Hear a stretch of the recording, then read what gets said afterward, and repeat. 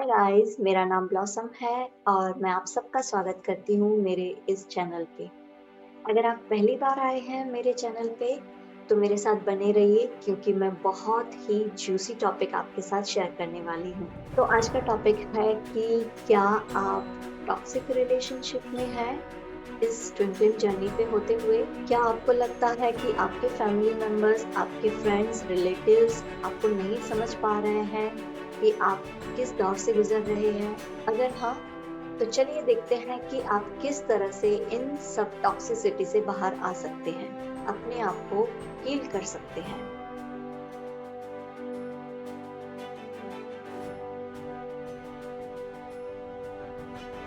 सबसे पहले देखते हैं कि टॉक्सिक रिलेशनशिप होता क्या है, उसकी डेफिनेशन क्या है। तो टॉक्सिक रिलेशनशिप का मतलब होता है कि आप ऐसे रिलेशनशिप में हो जहाँ पे आप एक दूसरे को समझ नहीं पा रहे हो, जहाँ पे एक दूसरे को सपोर्ट नहीं कर पा रहे हो।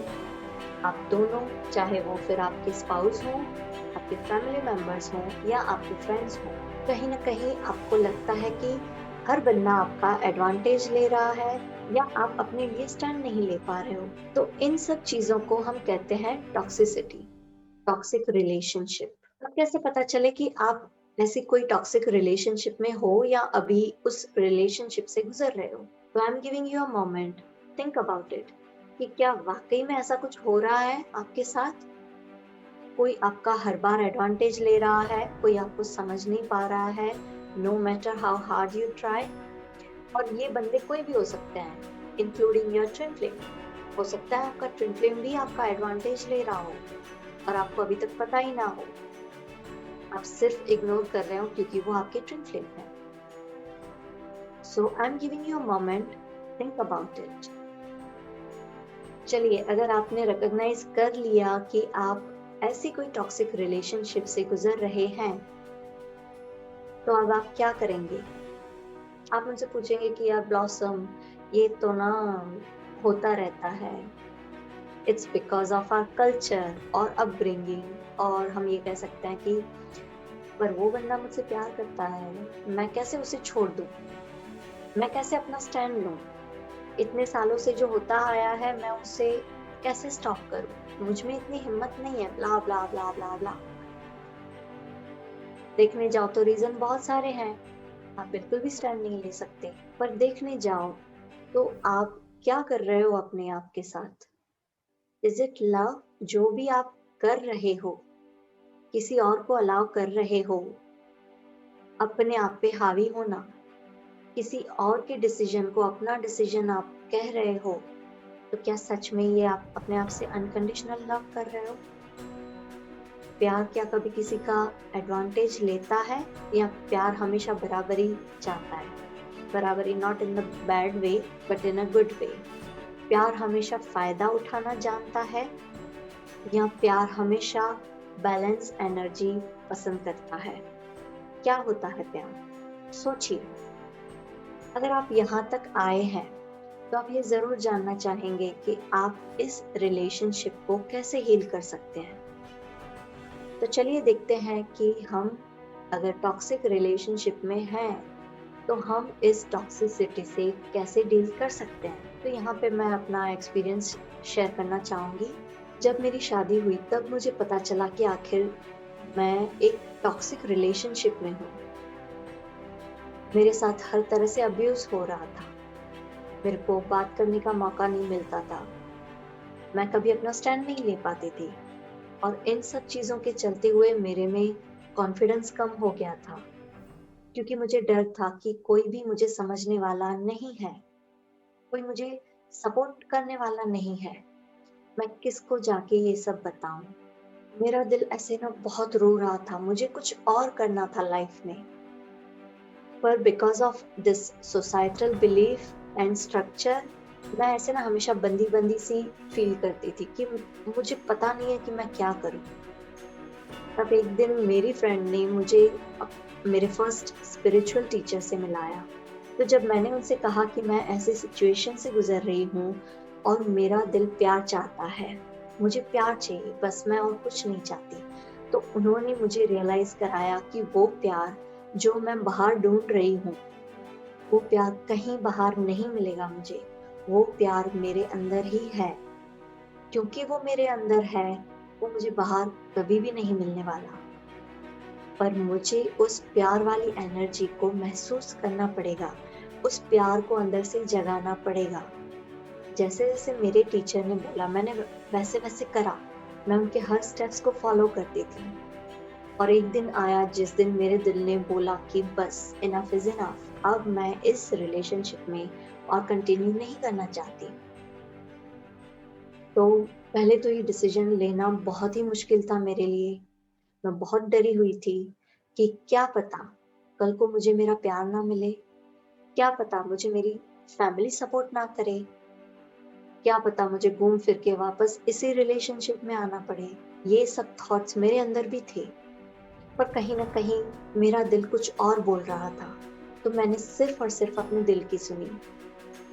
फाइनली मैंने वो कन्फेस करा कि मैं इस रिलेशनशिप से खुश नहीं हूँ और मैं इस रिलेशनशिप में नहीं रहना चाहती। और वो दिन भी आया जिस दिन मुझे चूज़ करना था, जिस दिन वो फर्स्ट स्टेप लेना था। मैंने सिंपली फर्स्ट स्टेप लिया। मैंने चूज़ करा कि ये प्रोसीजर मैं बहुत ही पीसफुल चाहती हूँ और म्यूचुअल चाहती हूँ। मैं कोई भी ड्रामा क्रिएट नहीं करना चाहती। ये मेरी सिंपल एक चॉइस थी, यूनिवर्स के आगे, गॉड के आगे। सो जब मैं अपनी इस चॉइस पे बनी रही, मेरे अंदर वो जो भी जितने भी डर आए, वन बाय वन मैंने हर किसी को हील करा और फिर बारी थी खुद को सपोर्ट करने की। क्योंकि एक चोट ऐसा भी हुआ कि just because I am feminine, family court में 50 लोगों के सामने मेरे से हर तरह के क्वेश्चन करे गए। मेरे को देखने जाओ तो वो टॉक्सिसिटी जो मैंने अट्रैक्ट करी थी, यूनिवर्स मेरा टेस्ट ले रहा था कहीं न कहीं कि क्या मैं सही में वाक़ई में अपनी चॉइस पे खरी उतरती हूँ या नहीं? हर कोई मुझसे सवाल कर रहा था और मैं भी डर रही थी कि मैं इन सब सवालों के जवाब कैसे दूँ? तब मैंने अपने आप को याद दिलाया कि यहाँ पे कोई भी ऐसा बंदा नहीं है जो मुझे सपोर्ट करे, मेरे इस डिसीज़न में मेरा साथ दे। तो यहाँ पे मेरे अलावा और कोई नहीं है जो मुझे समझेगा। जिस मोमेंट पे मैंने ये रियलाइज़ करा, मैंने अपने आप को दिल से वो सारा सपोर्ट दिया। मैंने अपने आप को इतना प्यार दिया, इतना सपोर्ट दिया कि आगे से जो भी क्वेश्चन मेरे सामने आ रहे थे, मैंने हर बार गॉड को इनवाइट करा और वो जवाब इतने सहज निकल रहे थे कि वो लोग भी कन्विंस हो गए कि मैं अपने डिसीजन से हटने वाली नहीं हूँ। एक बार जो मैंने चॉइस कर ली तो कर ली। सॉरी मैं हँस रही हूँ क्योंकि मेरे को वो डायलॉग याद आ गया कि एक बार अगर मैंने कमिटमेंट कर ली तो मैं अपने आप की भी नहीं सुनता। तो सेम मेरे साथ भी था कि एक बार अगर मैंने कमिटमेंट कर लिया अपने आप के साथ, तो कोई चांस ही नहीं है कि मैं वहाँ से पीछे मुड़ूँ।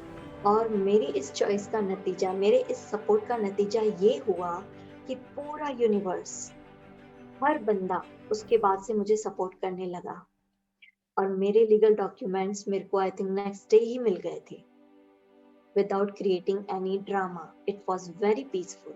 सो अगर इस पूरे एक्सपीरियंस को मैं सम अप करूं तो सिर्फ 3 पॉइंट्स हैं जो आपको याद रखने हैं।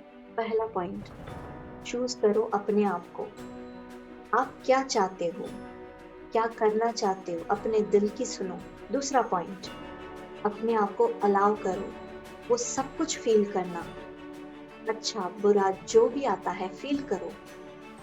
It's okay to be vulnerable, it's okay to express. लोग चाहे कुछ भी कहें। और तीसरा पॉइंट, सपोर्ट करो अपने आप को चाहे कुछ भी हो जाए। मैं भी बहुत डरी हुई थी, बहुत डर लग रहा था कि मैं इन सब 50 लोगों के सामने, जज और लॉयर के सामने मैं कैसे जवाब दूं, क्योंकि मुझे कभी अलाउ ही नहीं करा है बोलना। किस तरह मैं बोलूंगी और हर सवाल मुझसे ही क्यों करा जा रहा है, सामने वाले से कोई क्यों कुछ नहीं पूछता। पर मुझे पता था कि वो मेरा लेसन है, वो मैंने चूज करा है, तो मुझे इसकी रिस्पॉन्सिबिलिटी लेनी पड़ेगी। और इसीलिए हर बार यूनिवर्स मेरे को टेस्ट कर रहा था कि जो भी तूने चूज करा है, क्या तू अब भी वही चाहती है, वही चाहती है। और हर बार मेरा जवाब था हाँ, मैं अपने आप को चूज करती हूँ। मैंने कहा चाहे मेरा ट्विन फ्लेम मेरी जिंदगी में आए ना आए, रहे ना रहे, मैं अपने आप से कमिटेड हूँ। मैं अपने आप को प्यार करती हूँ। और मैं अपने आप को प्यार इसलिए नहीं करती क्योंकि मुझे मेरा ट्विन फ्लेम चाहिए, पर मैं अपने आप से प्यार इसलिए करती हूँ क्योंकि मैं वो प्यार हूँ। गॉड ने मुझे प्यार से बनाया है, मेरा तो कोर ही प्यार है। बाकी जो भी है वो सारे लेसन्स हैं, मिसअलाइनमेंट्स हैं, कॉन्ट्रास्ट हैं, जो मैंने अनकॉन्शियसली चूज करे हैं ताकि मैं फिर से अपने आप को अलाइन कर पाऊं इस प्यार के साथ। अगर आपने ये तीनों स्टेप्स फॉलो कर लिए, फिर देखिए कितना इजीली आप अपने हर रिलेशनशिप को हील कर सकते हैं।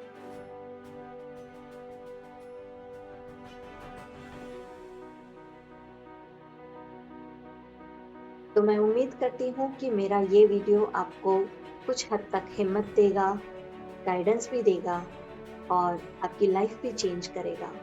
अगर आप मुझसे बात करना चाहते हैं या आप देखना चाहते हैं कि किस तरह मैं हीलिंग करवाती हूँ, तो आप मुझे ज्वाइन कर सकते हैं मेरे ट्विन फ्लेम गपशप ग्रुप में, जो कि हर संडे 9:30 PM इंडियन टाइम पे होता है। See you in the next video. Bye.